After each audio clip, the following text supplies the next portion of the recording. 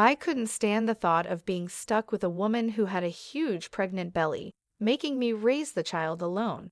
His eyes showed disgust, and a big smile appeared on his face, knowing this day would come. Even though I saw it coming, I quickly went to my room and came back with a document. I handed the divorce papers to Paul. His face twisted in shock. "What the hell? What's this all of a sudden?" he yelled. "Well, it was your idea. Now sign it quickly." "I'll submit it tomorrow," I said firmly. His face turned red with anger as my words hit him hard. "Watch closely. I'll make you regret how you've treated and looked down on me all this time," I declared. "My name is Lisa. I'm a 28-year-old housewife. Until 3 years ago, I worked for a mobile company. I met Paul Walter, my boss, when I was 25. We quickly fell in love and got married. Paul, 4 years older than me, was very reliable, especially when teaching me the job as a newcomer who didn't know much. I was very grateful for Paul's clear instructions. We became friends and often went out to dinner. When he asked me out, I was thrilled, especially since I had never dated anyone before. It's embarrassing to admit, but as a cartoon enthusiast, I was always more interested in 3D characters than real men. However, seeing my high school and college classmates getting married, I started to feel the pressure. When I fell in love with Paul, I secretly promised myself it would be my first and last love. So when we started dating and got married a year later, I was overjoyed. I was extremely happy. Paul was good-looking and popular among our female coworkers. I was proud to be his wife, and many congratulated us, saying things like "Congratulations" or "I'm jealous, but I wish you happiness." I was filled with joy and couldn't imagine what was coming next. "You're quitting your job," Paul said. "You're married to me now, so you'll quit your job, right?" I informed them yesterday. The day after we registered our marriage, Paul surprised me with this news. "I've always wanted my wife to focus only on household matters. Don't worry, I can support both of us with my income," he added. "But this is so sudden. You never mentioned this before," I replied, shocked. Paul had never talked about me quitting my job before our marriage. I had taken my current job based on my father's recommendation, and leaving without notice wouldn't be right. I wanted to explain this, but Paul's eyes silently warned me not to argue. Instinctively, I kept quiet. "I should have told you, but it's done. Starting tomorrow, you don't need to go to work. I'll handle the handover," Paul declared. The news about starting tomorrow was so abrupt it made me feel dizzy. However, Paul's words were firm. Since he had been my boss, I couldn't oppose him. Even though I had to leave my job without a proper goodbye, I was determined to make our marriage work. Paul had entrusted me with household duties, and I wanted to meet his expectations. I worked hard at household chores, preparing meals and focusing on Paul's favorites. Although Paul ate without commenting on the taste, I longed for a word of appreciation. After quitting my job, I was no longer recognized by anyone. One day, Paul asked, "Is my jacket clean? I have an important meeting tomorrow." "Yes, of course," I replied, seeing his domineering side with some old-fashioned views. I reminded myself how lucky I was to have married him and tried to meet his expectations. With no personal income, living normally meant relying on Paul. Our relationship often felt more like that of an employer and housemaid than a husband and wife. Our married life was generally smooth until one day when I fell ill and couldn't get out of bed. I felt very tired and weak. I thought I would catch up on housework the next day.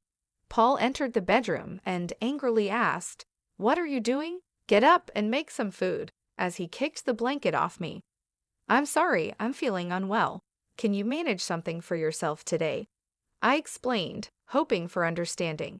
Instead of nodding or comforting me, Paul frowned and said, "You don't work, yet you're lying down just because you feel a bit sick? Pathetic. Get up," and kicked me again. In disbelief, I got up from the bed. I never thought he would demand housework from his sick wife. I had never imagined he would be like this before we married. Maybe it was my fault for not seeing it, but it was too much. I found myself doing chores while tears streamed down my face. Several days passed, and my health showed no signs of improvement. Then I realized I had missed my period. Panicking, I rushed to the drugstore to buy a pregnancy test. When I tried it, the result was positive. Overjoyed, tears flowed naturally, and I decided to share the news with Paul when he returned from work, lifting my spirits instantly. The day Paul came home after midnight was the day I chose to share the news. However, when he entered, the smell of alcohol made me nauseous. His face was flushed, and he staggered as he walked. It was surprising how much he had drunk, especially without notifying me. Even though I had prepared dinner, I wanted to share the news of my pregnancy with Paul quickly. My excited emotions surged, and I told my intoxicated husband, "I haven't been to the doctor yet, so it's not confirmed," I began eagerly. However, Paul's face darkened as he responded, "A child? What have you done?" His tone was harsh and unlike anything I'd ever heard before. "I don't want a child." "Damn, this is the worst. If you're going to have it, raise it yourself," he said. His harsh words shocked me. He rudely stripped off his clothes and headed to the bathroom. It was unbelievable. I couldn't understand why he would make such irresponsible comments about our baby instead of being happy. The happiness I had felt moments ago was immediately replaced with deep sorrow. Why would he say such things? He had never mentioned not wanting children before. We hadn't even been using contraception, so I naturally thought we both wanted children. As I hung Paul's jacket and was about to take his shirt to the washroom, I noticed something else. A piece of paper had emerged from the pocket of his dress shirt. I could tell it was a receipt because of its texture. At first, I thought it was just a receipt from tonight's gathering, and I was about to throw it away, but then I saw the name of the place. "Is this a motel?" My hand holding the receipt trembled. It was indeed a motel. The shock of this discovery weighed heavily on my heart. Why doesn't Paul love me? Isn't marriage supposed to be between two people who love each other? We've only been married for just over a year. How could this be? I had been lost in imaginary romances for years, never truly engaging in a real relationship. I couldn't accept this harsh reality immediately. However, the idea of Paul cheating began to make sense, and many pieces fell into place. Had Paul been using me from the very beginning of our marriage? Was he genuinely in love with the person he was cheating with while I was just a convenient servant? All these doubts swirled in my mind. Was that why he reacted so harshly when he learned of my pregnancy? As I grappled with these thoughts, nausea set in, and I became convinced something was wrong. Yes, there's no doubt now. Perhaps the reason he made me quit my job was that his mistress worked there. Everything seemed to make sense now, as if he had married me for stability and not love. The line between reality and my imagination became blurry. Still, there was no denying the heartless words he had thrown at me after learning about my pregnancy. That day, I decided to gather evidence of Paul's infidelity. From then on, his cold behavior towards me was undeniable. It was as if he couldn't forgive me for becoming pregnant.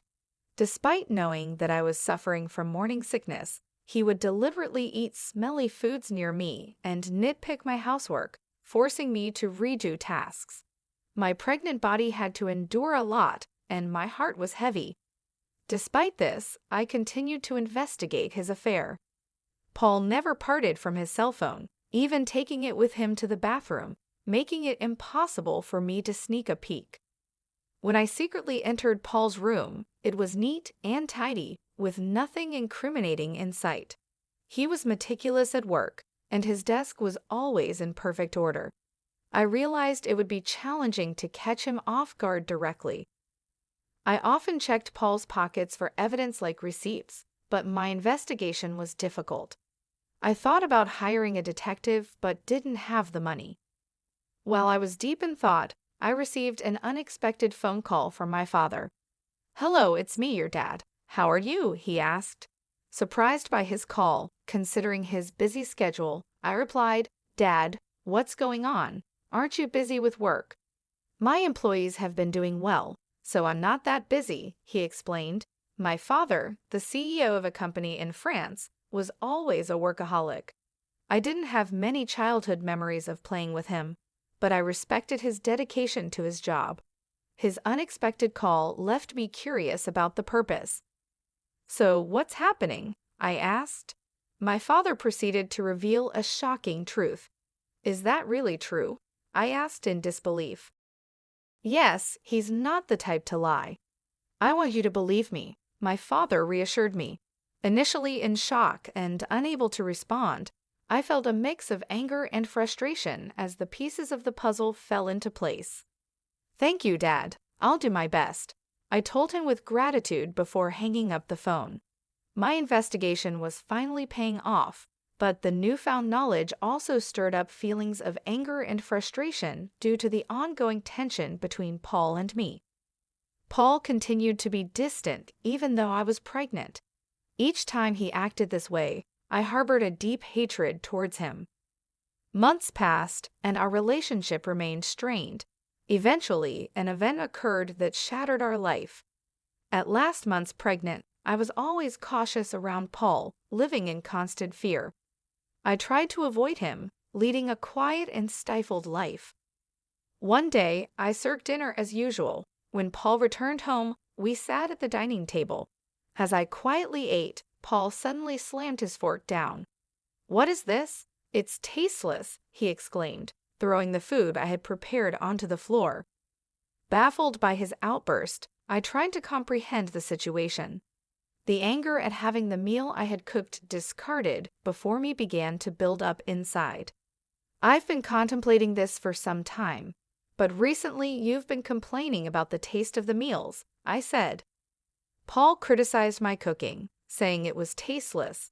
Since becoming pregnant, I had been using less seasoning to make healthier meals.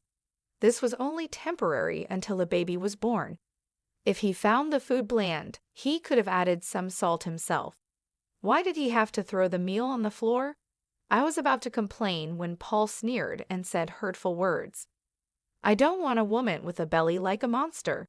You have to raise the kid by yourself," he said, looking at my swollen belly with malice and a nasty smile.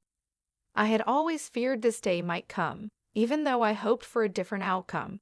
Swiftly, I went to my room, retrieved a document, and returned to present it to Paul. "Fine. Here are the divorce papers," I said, thrusting the prepared documents in front of him. Paul's face twisted in shock. "What the hell? What's this all of a sudden?" he stammered. "Well, it was your idea. Now sign it quickly. I'll submit it tomorrow," I responded. In reality, I have been contemplating divorce since I began suspecting Paul's infidelity. However, with a child on the way, I was unsure if I could support myself. But now I had a different plan in mind. My resolve seemed to provoke Paul. His face turned red with anger. "Just watch. I will make you regret every moment you looked down on me and controlled me. Do you think you can survive without me? You have a baby to care for, and you'll regret it," he threatened. My determination was unshaken. "I'll be fine." "Don't worry about me," I assured Paul. Perhaps irritated by my confidence, he snatched the divorce papers and began to fill in the blanks. "Here you go. If this is what you wanted, it's yours," he said. "Thank you," I responded. Paul probably didn't think I would actually submit the divorce papers, as he handed them over without a fuss. The following day, I promptly submitted the divorce papers and left the house. I knew he would be surprised when he returned from work to find out. After that, I moved to my parents' home, primarily due to my father's return to the UK from France and his suggestion that I stay with them. It was the right decision at the time. I was fed up with my life with Paul and deeply thankful to my father. On the day I left our home, I received 3 calls from Paul, but I ignored all of them. Eventually, he stopped calling. It became clear that I meant very little to him. He was probably content with his mistress and might even remarry soon. I decided to move on from Paul, 5 months passed, and I had a baby who was born safely. I was now living happily with my parents and my baby. While I was enjoying this peaceful life with my family, Paul called again. I ignored his calls at first, but after several persistent attempts, I had no choice but to answer. "Hello, what do you want now?" I said, wary of his tone. "Hey, what's going on? Why were you on that show? And since when were you the daughter of a CEO with millions of dollars? I never knew that." Paul's voice boomed with surprise and anger. It turned out that Paul had seen a TV show that was broadcasted after I returned to my family home.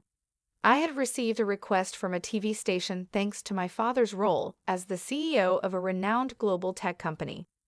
The show featured the lavish lifestyle of the CEO's family. Producers had come to our house and filmed our family's lifestyle. During the TV show interview, they discussed our family's wealth, mentioning a rough estimate of $25 million. I never imagined Paul would see that show, but the power of television is truly something. "Oh, by the way, I didn't tell you that I have an asset of $45 million due to an advanced inheritance. That's why I was able to divorce you." Yes, my father informed me about the inheritance, which gave me the confidence to live comfortably even after divorcing you. Upon hearing this, Paul's reaction was immediate, and he was furious. "What? That's dirty. Why didn't you tell me about this before? Half of it is mine, right? Give me the money now," he demanded. I calmly responded, "Just as I suspected, after seeing the show, all you could think of was getting money from me. Gifts from parents are not included in property distribution. Are you forgetting your own mistakes?" Paul was puzzled and asked, "What are you talking about?" I continued, "I'm tired of your anger, Paul. You called me yourself. You should know you can't blame me for what you did. You cheated, didn't you? With your new wife, who's a junior from your company? You started dating her even before our marriage." Paul was clearly shocked by the information I got from my father. I finally had the upper hand. "Did you think I wouldn't find out? My father has many contacts in your company, and one of them informed me about your affair. I've never mentioned it, but I'll be demanding child support." Paul, still in denial, protested, "Stop kidding. Why should I pay child support? It's all because of you, right? You got pregnant on your own and slacked off with household chores. It's all your fault." Hearing Paul blame me without apologizing for his own mistakes was beyond belief. I couldn't believe I was ever married to someone so lacking in common sense. I truly felt it was the right decision to leave him. "Paul, I'm broke. My wife spent all the money I earned, and now I'm in debt," he pleaded. Hearing Paul's pitiful excuse, I went from anger to sheer disbelief. I never wanted to deal with such an unreasonable person again. With that thought in mind, I firmly gripped my phone. "What are you talking about? Do you even realize how ridiculous you sound? I never want to deal with you ever again. I'll have my lawyer handle the matter of child support. Never call me again, and you will not see the child anymore. Goodbye." "Hey, wait," he called out, but I quickly hung up the phone. Afterwards, I blocked Paul's number and took a deep breath. It's over now, right? I won't get any more calls from Paul. I no longer want him disrupting my peaceful life. Just then, I heard my baby crying from the other room and rushed to soothe the baby. It turned out that he began paying child support every month. According to a former colleague, Paul claimed that the woman he remarried was quite a spendthrift, and he had to cover his current living expenses with debt. It seemed that because of these circumstances, Paul had tried to get a share of my inheritance by calling me. However, Paul didn't get a penny from me. Now, his expenses were greater than his income, and he was struggling. Either he felt things were falling apart, or he couldn't stand being looked down upon by his colleagues. What's more, he made the mistake of starting his job search only after leaving his current company. This resulted in him being forced into a life of poverty. Hearing this from a colleague didn't move me at all. I thought he deserved all the hardships. The harsh words and cold demeanor he showed me will never fade from my memory. I sincerely hope he gets what he deserves. Meanwhile, I'm enjoying being a parent with the help of my parents. My baby is growing up healthy and happy. I feel supported and loved in my family's home, and I no longer have to worry about financial issues. My father, who is a successful CEO, mentioned that he wants to pass on the company to me. This news was both surprising and motivating. I realized that I needed to prepare myself for the responsibilities that would come with running a company. My father has always been a hardworking man, and I wanted to make him proud. So I started learning more about the business, taking on small tasks to understand how things work. I knew it wouldn't be easy, but I was determined to succeed. Living with my parents has given me a chance to rebuild my life. I feel more confident and ready to face the future. My father's faith in me has inspired me to aim high. He believes in my abilities, and that belief has become a source of strength for me. Every day, I work on balancing my role as a mother and my preparations to take over the company. It's challenging, but I find joy in every moment. My baby's laughter and my parents' support keep me going. I am grateful for this second chance at life, away from the toxic relationship with Paul. I often reflect on my past with Paul. His betrayal and cruelty hurt deeply, but they also taught me valuable lessons about strength and self-worth. I have grown from that experience and emerged stronger. I am now focused on building a bright future for myself and my child. The pain of the past is slowly fading, replaced by the hope and excitement of what lies ahead. I am determined to create a happy and stable life for my child. With my family by my side, I know I can achieve anything I set my mind to. Looking back, I see that leaving Paul was the best decision I ever made. It allowed me to find myself again and to discover my true potential. I am no longer the scared, uncertain person I once was.